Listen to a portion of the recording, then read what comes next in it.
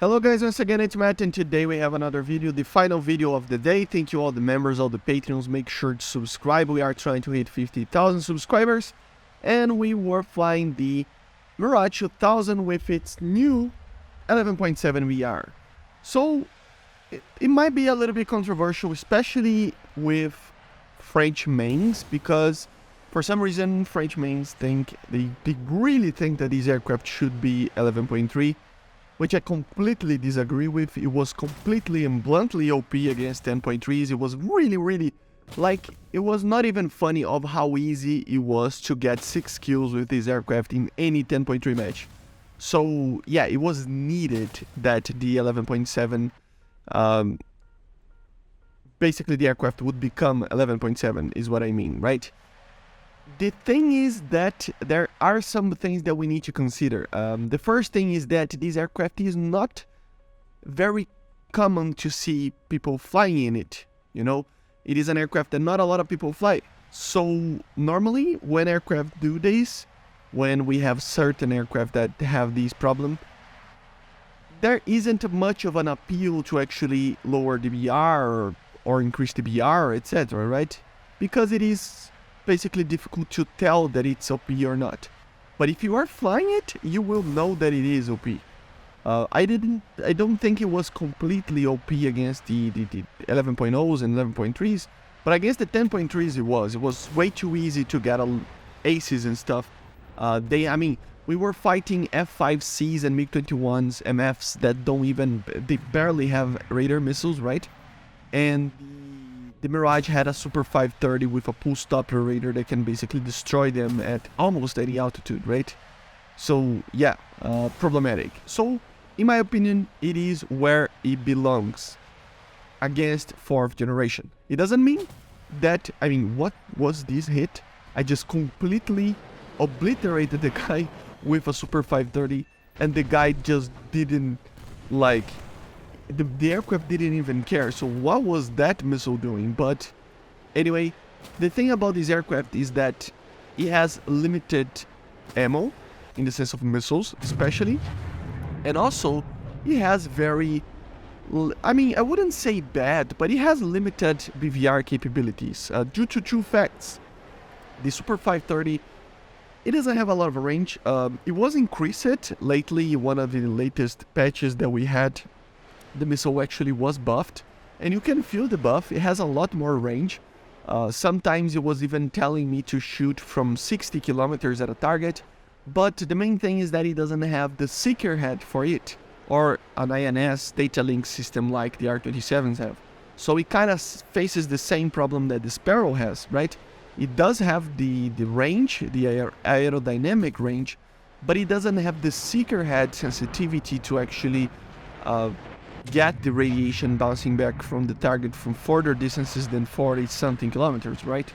So the max that I managed, it is around 40 to 45 with the Super 530, almost the exact same as the Sparrow as well, right? So yeah, of course, remember the R27 bypasses that with INS and a data link system. So without that, these missiles, they don't have a chance against 40 plus kilometer shots, right? So in the BVR, you will see in the last gameplay, it is a problematic thing when you are facing MiG-29s and Yak-41s. But to be honest, any aircraft has problems dealing with those in BVR, so it's kinda, we are all in the same boat, right? Then we go for the other problem in BVR that this aircraft faces, which is the radar. The radar is very good actually. It has like 100 kilometers of range, even more depending on the situation. But normally we don't have big enough maps for you to actually test the distance for the max distance for this detection of these radar, right?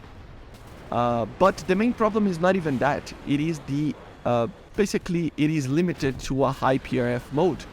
I don't know why, but these aircraft, a lot of these aircraft, non-aircraft that we have in the game, besides the Russian ones, have medium PRF and high PRF in the same radar. They either have one or the other.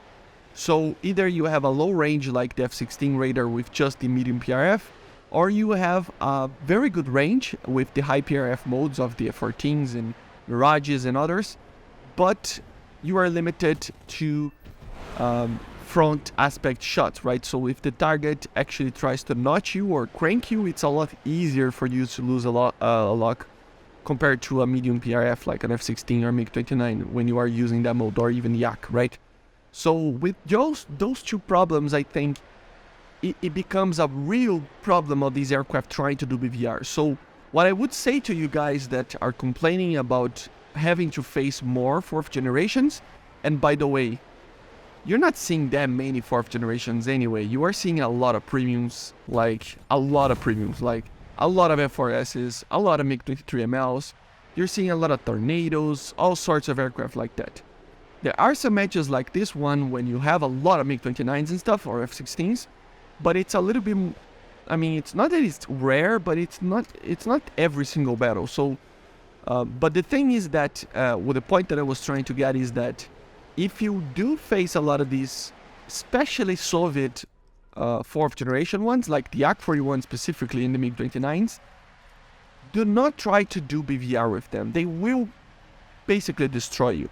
Everything else in this aircraft is pretty good. I mean, yes, you only have 2 IR missiles, but they are one of the best IR missiles in the game, if not the best. I mean, they have an auto right range. It's not amazing. I still think that the A9L has better range.